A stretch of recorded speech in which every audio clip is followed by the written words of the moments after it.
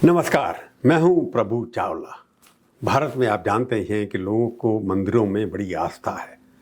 हर व्यक्ति जो भी हिंदू में विश्वास करता है या कोई मुस्लिम है वो मॉस्क में जाते हैं, सरदार सिख लोग जो हैं गुरुद्वारा साहब में जाते हैं और क्रिश्चियन लोग अपनी चर्च में जाते हैं। परंतु कभी भी उसके ऊपर कौन जाता है, कैसे जानता है, किस तरह के वस्त्र पहनता है, उसके ऊपर कभी कोई भी टिप्पणी नहीं करता। परंतु को लगता है कि पिछले कुछ सालों से मंदिर में जाना भी एक राजनीति हो गया है। आप किस तरह से बैठते हैं, क्या पहनते हैं, किस तरह से दिखाई देते हैं, कैमरे का एंगल क्या है, नेताओं के ऊपर जो लागू होता है उसके ऊपर भी पार्टियां आक्षेप प्रत्याक्षेप करती रहती हैं। अगर राहुल गांधी कहीं गए जनेऊ पहन करके तो उसके ऊपर बीजेपी वाले कमेंट कर देते हैं, और मोदी जी कहीं जा करके बैठ जाते हैं तो उसके ऊपर कमेंट कर देते हैं। ऐसा ही कुछ अभी हाल ही में हुआ। ये परंपरा कुछ बढ़ती चली जा रही है कि मंदिर को भी नहीं छोड़ते, जहाँ भी जाएं। लगता है राजनीति के लिए कुछ लोग जाते हैं, परंतु उसके ऊपर कमेंट करके आप क्या करना चाहते हैं, उसकी राजनीतिक रेवड़ियाँ क्यों बांट रहे हैं आपके। इसी पर हम करेंगे आज की प्रभुवाणी। कल की घटना पर चर्चा करते हैं। क्या हमारे प्रधानमंत्री के मंदिर दर्शन सिर्फ आस्था है या एक ऐसी सोची समझी सियासी रणनीति है जो उन्हें हिंदू हृदय सम्राट के रूप में मजबूत करती है। शुरुआत करते हैं पुट्टपर्थी से, जहां अभी हाल ही में सत्य साईं बाबा की जन्म शताब्दी के मौके पर नरेंद्र मोदी वहां पहुंचे। मंच सजा हुआ था, दिग्गज हस्तियां मौजूद थी, पीएम भाषण दे रहे थे और उसके पहले का दृश्य सोशल मीडिया पर वायरल हो जाता है। आरती का समय है, वेद मंत्र गूंज रहे हैं, लेकिन पुजारियों के चेहरे देवी देवताओं की ओर नहीं बल्कि सीधे प्रधानमंत्री की ओर हैं। कांग्रेसी प्रवक्ता रागिनी नायक सहित कई नेताओं ने एक्स पर आरोप लगाया कि ये आस्था नहीं, स्वयं को ईश्वर तुल्य दिखाने की कोशिश है, कि आरती भगवान की जगह एक व्यक्ति की हो रही है जो सच नहीं दिखाई देता। यहीं से बहस फिर जिंदा हो गई कि मोदी की मंदिर के दौरों में भक्ति ज़्यादा है या ब्रांडिंग। अगर आप मोदी के प्रधानमंत्री तो ये 11 साल देखें तो पाएंगे कि मंदिर, तीर्थ, आश्रम, गुफाएं उनकी पब्लिक पॉलिटिक्स का लगातार हिस्सा रहे हैं, उनका कमिटमेंट रहे हैं। 2014 में शपथ लेने से पहले ही वो बनारस में गंगा आरती करते दिखाई दिए। काशी विश्वनाथ के गलियारे में उद्घाटन उन्होंने खुद किया। हर चुनावी मौसम में बनारस के घाटों से कोई ना कोई भक्ति दृश्य जरूर बनता है। 2019 के लोकसभा चुनाव के आखिरी दौर में केदारनाथ की बर्फीली वादियों में रुद्रा गुफा में घंटों ध्यान लगाते मोदी की तस्वीरें सारे चैनलों पर चलती रही। भगवा चोला, ध्यान मुद्रा, पीछे पहाड़, मंदिर की घाटियां सब दिखती रही। अगले ही दिन बद्रीनाथ में दर्शन और कैमरा हर एंगल से संदेश देता था कि वह नेता सामान्य से अलग एक तपस्वी की छवि बना रहा है। इसी सिलसिले में आप आगे बढ़िए तो दिखाई देता है कि उत्तर में केदारनाथ, बद्रीनाथ, पश्चिम में सोमनाथ और द्वारका, मध्य भारत में उज्जैन का महाकाल, पूर्व में पूरी जगन्नाथ और असम की कामाख्या, दक्षिण में रामेश्वर, धनुषकोडी, लेपाक्षी, गुरुवायूर और त्रिशूर के मंदिर। लगभग पूरे नक्शे पर हर बड़े तीर्थ पर मोदी का कोई ना कोई हाई प्रोफाइल दौरा दर्ज है।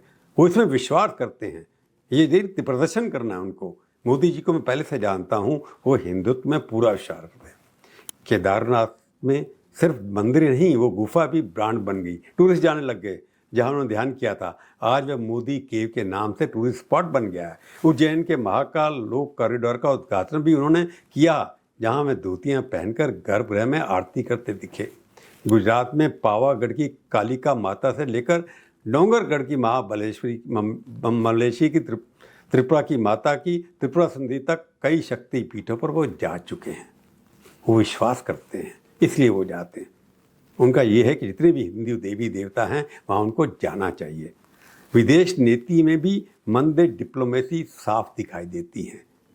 2014 में ही नेपाल के पशुपतिनाथ मंदिर में उन्होंने पूजा की। बड़े पैमाने पर मीडिया कवरेज मिला, सैकड़ों किलो चंदन भेंट किया और भारत नेपाल के रोटी बेटी रिश्ते के साथ साझा धार्मिक विरासत का संदेश भी दिया। 2022 में लुम्बिनी गए और माया देवी मंदिर में दीप जलाकर बुद्ध जयंती कार्यक्रम से पूरे बौद्ध जगत को संदेश दिया।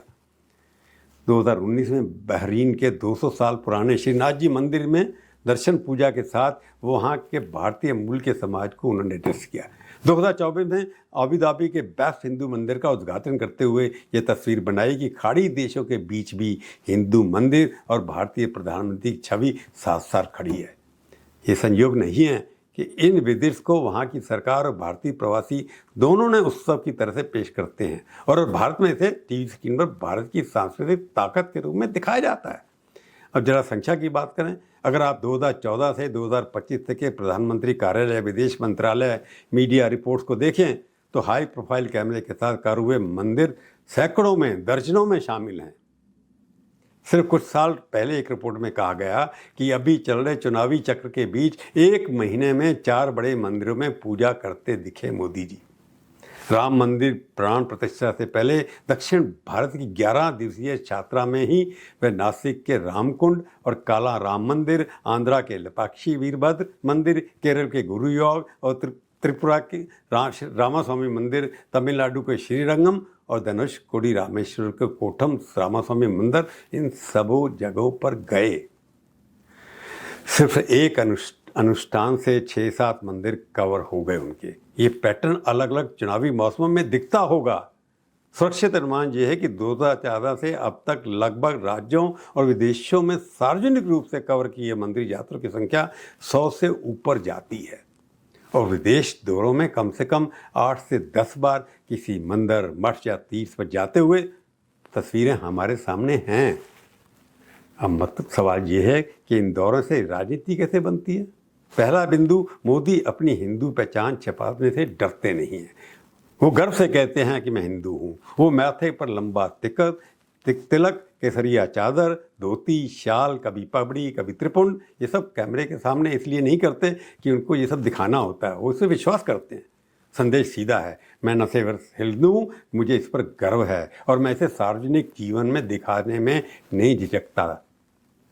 पर कई विश्लेषक मानते हैं कि इसमें बीजेपी को ये नैरेटिव बनाने में मदद मिलती है कि वह हिंदू आस्थाओं की स्वाभाविक प्रतिनिधि है। जब प्रधानमंत्री खुद ज्योतिर्लिंग, शक्तिपीठ, रामायण से जुड़े स्थलों पर जाते हैं तो हिंदू मुद्दाओं के लिए एक भावनात्मक पुल बन जाता है। दूसरा पहलू, चुनावी टाइमिंग। विरोधी ये कहते हैं चुनावी टाइमिंग। अक्सर देखा गया है कि बड़े चुनाव में ठीक पहले मंदिर यात्राएं तेज हो आती हैं। 2019 में केदारनाथ ध्यान, 2022-23 में काशी विश्वनाथ कॉरिडोर और महाकाल लोक के उद्घाटन, 2004 से पहले राम मंदिर प्राण प्रतिष्ठा से पहले दक्षिण के रामायण सर्किट पर मंदिर यात्रा। राहुल ने भी सब किया। चुनाव के दौरान हर मंदिर में जाते राहुल गांधी भी। ये सब ऐसे समय पर हुआ जब हिंदू प्रतीकों को कई इर्द गिर्द चुनावी विमर्श तेज था। विपक्ष कहता है कि ये चुनी हुई अस्मिता की राजनीति है जिसमें मंदिर सिर्फ धार्मिक नहीं बल्कि चुनाव प्रचार के सेट बन जाते हैं। लेकिन यहाँ एक दिलचस्प बिंदु है जिस पर आज पुटपर्थी वाला विवाद भी रोशनी डालता है।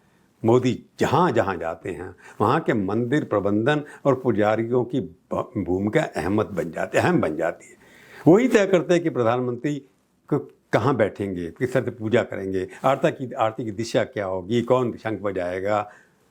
कई बार ऐसा लगता है कि लोकल प्रशासन जो है और मंदिर ट्रस्ट खुद चाहकर प्रधानमंत्री को इस तरह मंच पर रखते हैं जैसे कि पूरा फोकस भगवान से ज़्यादा पीएम पर आ जाए। गलती उनकी है, पीएमओ की नहीं है। जैसे केदारनाथ की गुफा को इस तरह प्रचारित किया गया कि खुद एक टूरिस्ट ब्रांड बन गई, या पुटपुरती में पुजारियों को कैमरे की दिशा देकर आरती करना। वो डिसाइड नहीं करते पुजारी कहाँ करेंगे, उन्होंने वहाँ क्यों खड़ा, ये वहाँ के प्रबंधन की जिम्मेवारी है। यह चीज़ विपक्ष के लिए हथियार बन जाती है। वो कहता है कि मंदिरों को फोटो ऑफ स्टूडियो बना दिया गया है। तीसरा पहलू क्या है, हिंदू हृदय सम्राट का टैग, जिसे उनके समर्थक गर्व से दोहराते हैं, आलोचक तंज के तौर पर यूज करते हैं। अगर आप देखें तो मोदी के मंदिर दौरे सिर्फ उत्तर भारत के ट्रेडिशनल गौ गंगा मुख तक सीमित नहीं है। वे असम की कामाख्या से लेकर तमिलनाडु के रामेश्वरम, केरल के गुरुवायूर, आंध्र के श्रीशैलम और लेपाक्षी तक जाते हैं। मतलब ये है कि वह हिंदू धर्म की क्षेत्रीय विविधताओं, शक्तिपीठ, वैष्णव, शैव, राम भक्ति, कृष्ण भक्ति सबके बीच खुद को उपस्थित दिखाते हैं। इससे एक राष्ट्रव्यापी संदेश भी जाता है, मैं सिर्फ हिंदी बेल्ट का नेता नहीं, पूरे भारत के मंदिरों का भक्त हूँ। यही चीज़ उनके एक भारत, एक श्रेष्ठ भारत और संस्कृति के पुनर्जागरण वाले नैरेटिव से जुड़ जाती है। चौथा पहलू अंतर्राष्ट्रीय। आज जब वे आबू धाबी मंदिर का उद्घाटन करते हैं, बहरीन के श्रीनाथ जी मंदिर में दर्शन में जाते हैं, नेपाल के पशुपति और लुम्बिनी में पूजा करते हैं, तब तस्वीर सिर्फ घरेलू राजनीति के नहीं बल्कि विश्व स्तर पर यह संदेश देती है कि भारत की पहचान एक बड़े हिंदू राष्ट्र की है।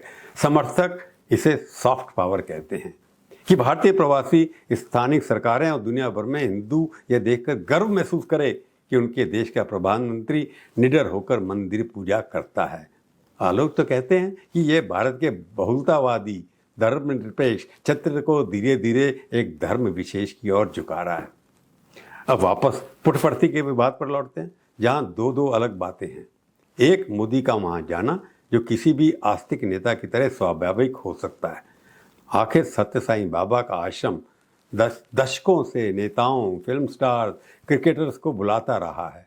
दूसरी बात, वहाँ की मंच व्यवस्था, आरती का तरीका, जिसे देखकर यह सवाल उठता है कि क्या मंदिर ट्रस्ट ने परंपरा से हटकर कैमरे के लिहाज से सीन डिजाइन किया। अगर पुजारी देवास्तन से मुंह फेरकर दूसरी तरफ प्रधानमंत्री की ओर आरती घुमा रहे हों तो जाहिर है विरोधी पार्टी इसे मोदी को भगवान बनाना कहकर निशाना बनाएगी। पर यहाँ जिम्मेवारी पीएम पर नहीं है। उनकी सिक्योरिटी डिसाइड करती है कौन कहाँ खड़ा हो, पूजा कैसे ये डिसाइड करते नहीं है, बल्कि उन धार्मिक संस्थाओं पर आती है जो राजनीतिक सत्ता के साथ नज़दीकी दिखाने के लिए अपने ही रीति रिवाजों को लचीला बना देती है, साइकोफेंस बन जाती है। तो क्या निष्कर्ष निकालें? एक तरफ सच है कि नरेंद्र मोदी अपने धार्मिक व्यक्तित्व को छिपाते नहीं हैं, एक खुले में पूजा करते हैं, अपने स्टाइल से करते हैं, अपने वस्त्रों से करते हैं, गुफा में समाधान करते हैं, मंदिरों में घंटा बजाते हैं। ये उनकी पर्सनैलिटी का हिस्सा है, नेचुरल है। ये भी सच है कि इन शब्दिष्टों के उनकी पार्टी, उनके समर्थक बड़ी प्लान तरीके से राजनीतिक नैरेटिव में बदलते हैं। देखो, ये वो नेता है जो हिंदू सभ्यता का झंडा लेकर चल रहा है। जब किसी नेता की मंदिर यात्राएं, कॉरिडोर का उद्घाटन, ज्योतिर्लिंगों का विकास, राम मंदिर जैसी परियोजनाएं सब मिलकर एक इमेज बनाती हैं, तो विपक्ष के पास इन्हें मुस्लिम विरोधी या धर्मनिरपेक्षता विरोधी कहने का मौका मिल ही जाता है। उनको बढ़ाना चाहिए। मेरी राय में असली सवाल मोदी जी की निजी भक्ति से ज़्यादा ये है कि हमारे मंदिर ट्रस्ट, पुजारी और धार्मिक संस्थाएं खुद को सत्ता समीकरण से ऊपर रख पा रहे हैं या नहीं। अगर वह ट्रेडिशन के साथ चलते हैं, भगवान को केंद्र में रखकर पूजा कर रहे हैं, तब तो राजनीतिक घपला बिल्कुल मुश्किल होगा। लेकिन जब व्यवस्था उनकी ऐसी बनती है कि कैमरा, लाइट, एंगल सब नेता की छवि के लिए सेट किए जाए, तब ये सारा खेल आस्था का नहीं रह जाता, बल्कि सत्ता और चुनावी गणित का हिस्सा बन जाता है। तो दोस्तों, आपको क्या लगता है? नरेंद्र भाई के लगातार मंदिर दर्शन, केदारनाथ की पूजा, आबू धाबी के मंदिर तक, क्या उन्हें हिंदू हृदय सम्राट के रूप में स्थापित करने की सोची समझी रणनीति है, या फिर एक आस्तिक जो धर्म में विश्वास करता है नेता की स्वाभाविक जीवन शैली और पर्सनल कमिटमेंट है? लेकिन एक बात याद रखिए, मंदिर हो या मस्जिद हो, ये जगहें अगर सियासत के मंच में बदल जाएं, दोष केवल नेता का नहीं, उन संस्थाओं का ज़्यादा है जो अपने देवताओं से ज़्यादा ज़मीन की सत्ता को महत्व देती नहीं। अगर वीडियो आपको मेरा पसंद आया तो बताइए। आज की प्रभुवाणी में केवल इतना ही। फिर मिलेंगे, किसी और विषय पर चर्चा करेंगे। तब तक के लिए धन्यवाद। जाने से पहले फिर मैं कह देता हूँ, मेरा वीडियो देखिए, उसको शेयर करिए, सब्सक्राइब करिए, अपनी टिप्पणी विचार लिखिए, अच्छे बुरे खट्टे मीठे मैं सब देखूँगा, जवाब देने की कोशिश करूँगा, बुरा नहीं मानूंगा। धन्यवाद। जय हिंद।